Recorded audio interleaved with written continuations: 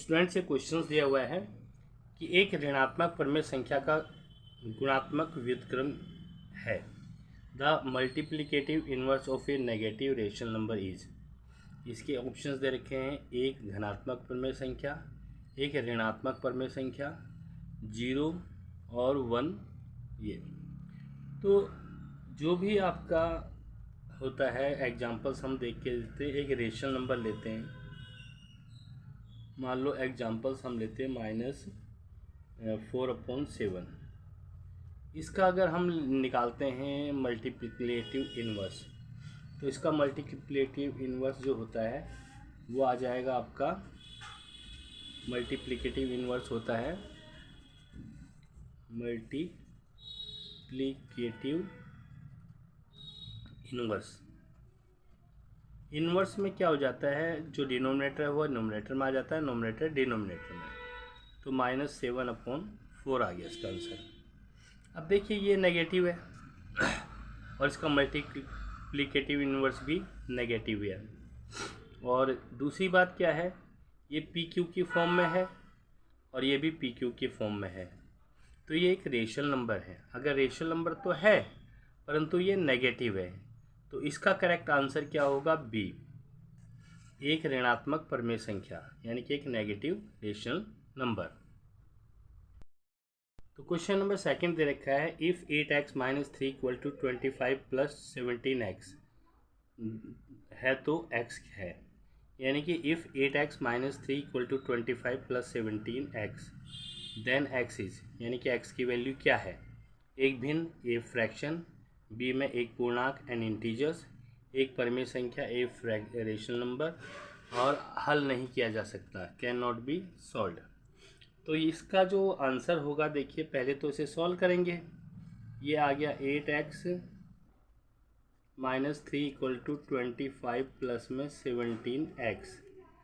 तो 8x, x वाली इधर लाएंगे तो -17x हो गया, 25 प्लस में 3, ये माइनस का 3 था, राइट आ जाएगा तो प्लस का हो जाएगा।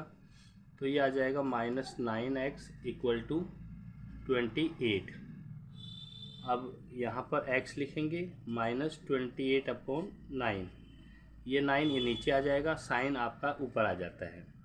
अब देखिए ये क्या है, ये एक आप लोगों का क्या है कि ये एक ऋणात्मक रेशनल नंबर है। रेशनल नंबर तो है क्योंकि PQ की फॉर्म में है, तो ऋणात्मक रेशनल नंबर है। तो इसका जो x जो है वो नंबर दिया हुआ है, हमें बताना है कि ये है क्या। तो एक भिन्न है, नेगेटिव भिन्न है, एक पूर्णांक है, एन इंटीजर्स है, एक परिमेय संख्या है। तो इसका ऑप्शन सी जो है वो ठीक आ जाएगा। तो अगला क्वेश्चन दे रखा है, एक 4 भुजाओं वाले समबहुभुज का नाम क्या होगा।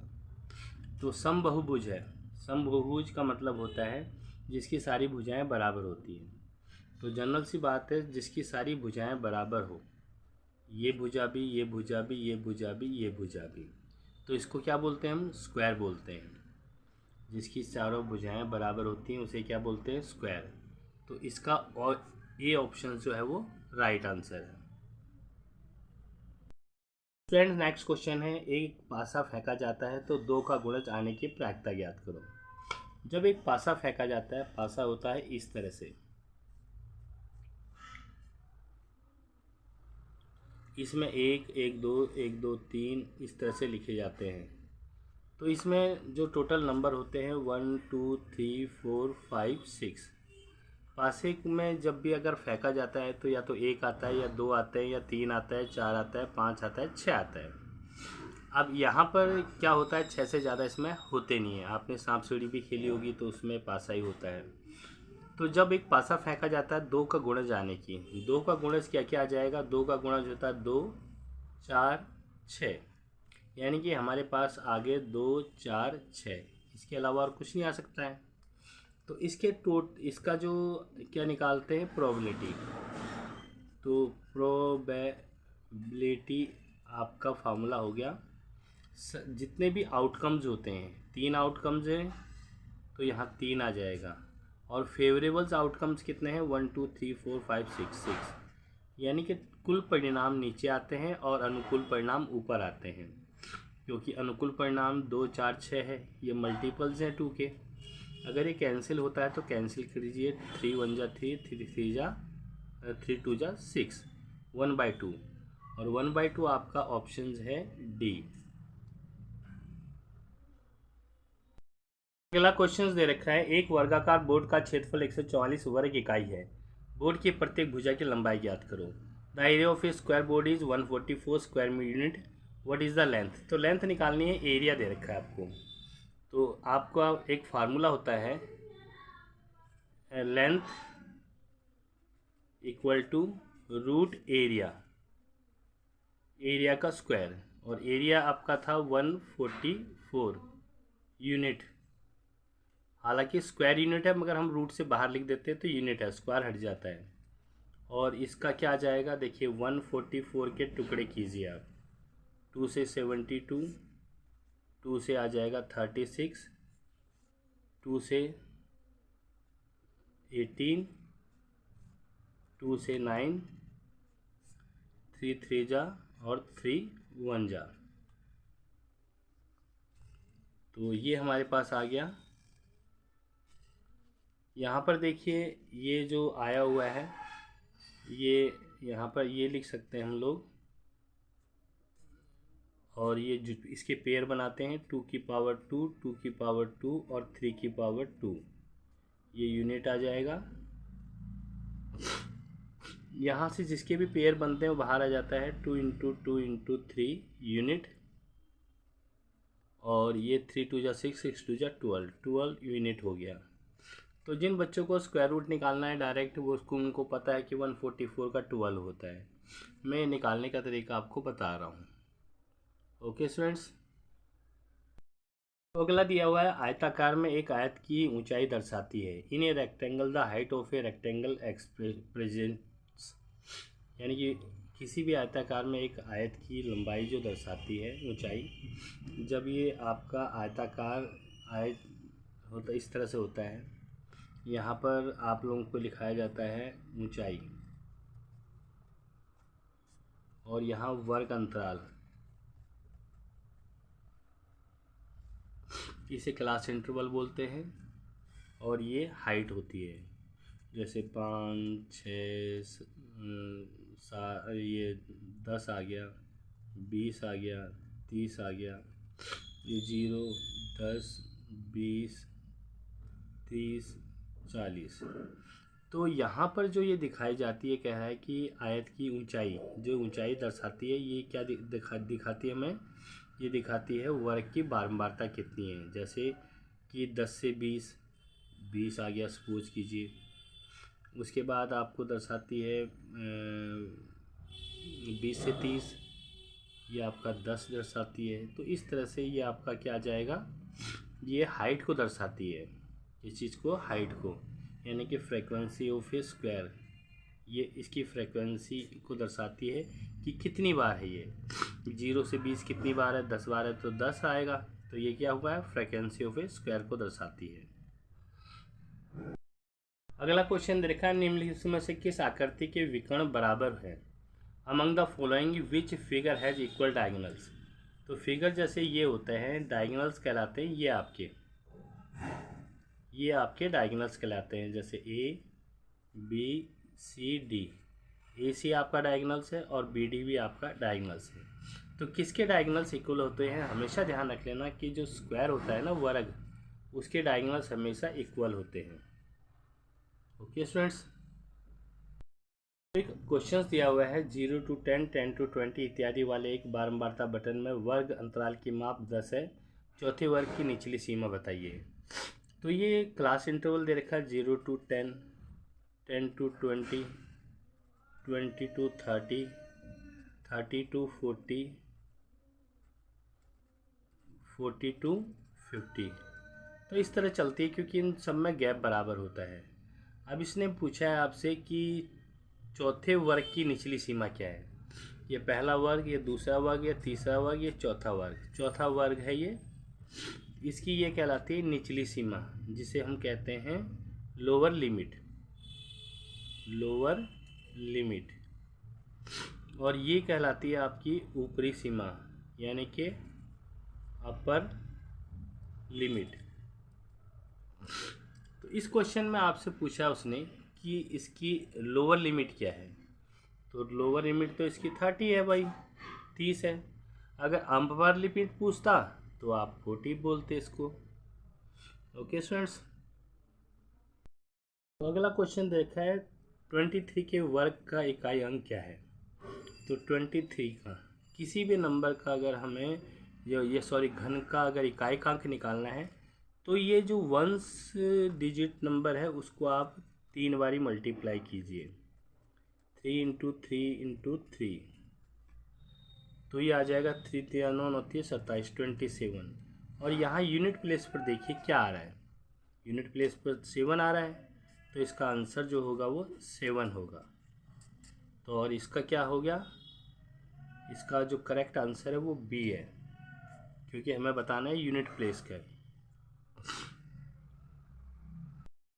तो ये आपको एक अगला क्वेश्चन दे रखा है। इस क्वेश्चन में दिया है आपको कि यदि किसी चतुर्भुज के 3 कोण 75 डिग्री के बराबर हैं तो चौथा कोण ज्ञात करो।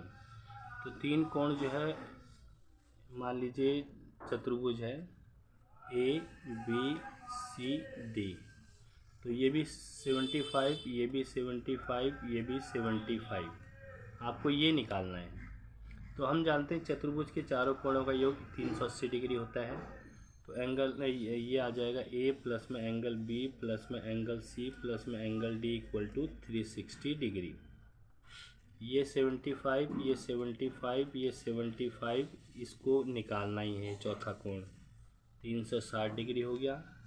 तो जब हम इसको जोड़ते हैं तो ये आ जाएगा 225 प्लस में एंगल डी 360 आ जाएगा।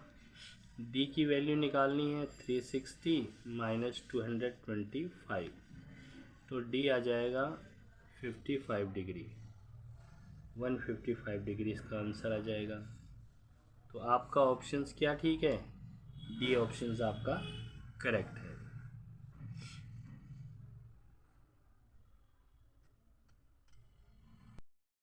अगला क्वेश्चन देखा है निम्न में से कौन सा विषम संख्या का वर्ग है। देखिए आपके पास दे रखे हैं 225, 256, 361, 400। तो ऑड नंबर का देखिए, ऑड नंबर का कौन सा होगा, square of an odd number. तो यहाँ पर देखिए ये 225 है, इसका स्क्वायर रूट्स निकालेंगे। 256 है, इसका स्क्वायर रूट निकालेंगे। 361 है, इसका स्क्वायर रूट निकालेंगे। 400 है, इसका स्क्वायर रूट निकालेंगे। आप देखिए 225 का स्क्वायर रूट्स होता है 15, 15 इंटू 15 होता है। और इसमें ये देखिए 15 क्या है, ऑड नंबर है। तो इसने पूछा which of the following is the square of an odd number, ये ऑड नंबर आ गया बाबू 15। और बाकी ये आपका इवन नंबर का आ जाएगा। 226 का 16 आएगा, 16 इंटू 16, 16 क्या है, ये इवन नंबर है। ऐसे ही 361, इसका क्या आएगा, अगर आप इसको करेंगे 361 तो इसका आ जाएगा 1 1 जा 1, और ये 2 6 1 7 9 9 81 8 9 दूनी 18 20 26, ये आ जाएगा आपका 29 आ जाएगा, इसका 19 आ जाएगा, इसका 19 टू 19 361। और ये 19 क्या है, ये 19 आपका ऑड है। 400 इसको हम 20 इंटू 20 लिख सकते हैं, और ये 20 क्या है आपका, ये इवन है। तो आपसे पूछा एक क्वेश्चन है मिलकर कौन सा विषम संख्या का वर्ग है। तो विषम संख्या का वर्ग तो एक तो ये है और एक ये है, सॉरी ये है, यानी कि 225 361। तो ये दो ऑप्शंस आपके ठीक आ गए।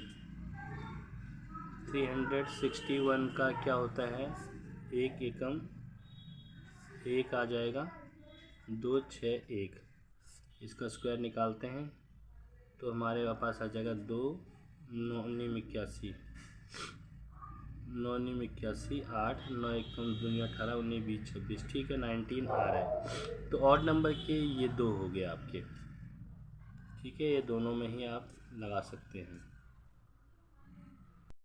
अगला क्वेश्चन दे रखा है ए बी। देखिए ए बी पैरेलल है सी डी, तो सी की वैल्यू निकालनी है, ये कोण निकालना है। आप देखते हैं जब दो पैरेलल लाइनें होती हैं उनके बीच में जो एंगल्स बनते हैं इंटीरियर एंगल्स, उनका सम 180 होता है। तो यहाँ पर आ जाएगा आपका 120 प्लस में एंगल सी इक्वल टू 180 होगा, angle C equal to 180 minus 120, angle C equal to 60 degree. तो आपका ऑप्शन जो है वो बी करेक्ट है।